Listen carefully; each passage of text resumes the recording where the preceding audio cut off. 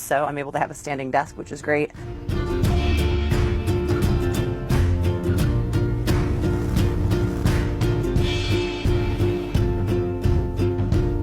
So back in 2016, I had been living in New York City and Chicago for about 5 or 6 years, and I just got sick of every weekend was just going out drinking. Where's the next club? What's the next best brunch spot?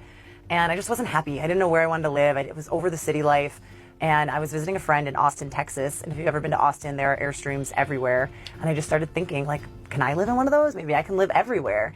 And I made a 6-month plan, and then 3 weeks later, I bought an Airstream and threw that plan out the window. It was a pretty steep learning curve. I had no clue about 12 volt versus 110 horsepower. I had no clue about anything, hitches, receivers, towing.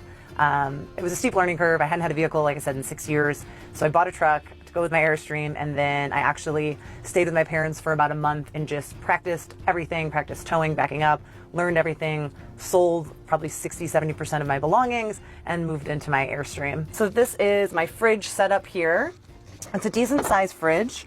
It's got a small little freezer packed full of stuff. It's all 12 volt run, so again, uses minimal energy.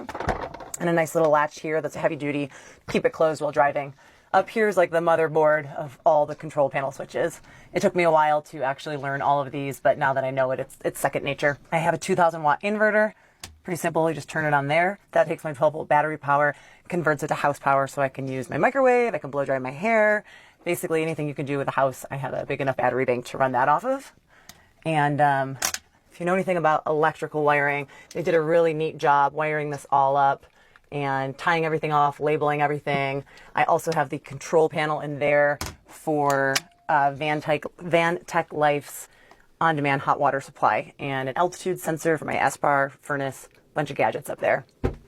Over here's where my little closet area is. Little makeup drawer, about a 2-foot wide closet. It's all I really need.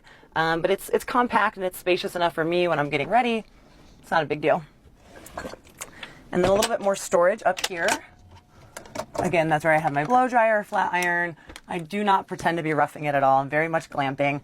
And I wanted to set this camper up to simulate a house as close as possible to set myself up for long-term success. So I really don't feel like I'm sacrificing that much when it comes to those type of things. Lots of shoes stored up there as well. This is my water tank. Like I said, it's 42 gallons of fresh water. It's internal. I do a lot of skiing in the winter. I do a lot of winter camping in sub-zero temperatures. This way, everything's protected from freezing. All the plumbing is that PEX stuff, so it does expand if I was to somehow have a reason that it gets frozen. Nice and simple there.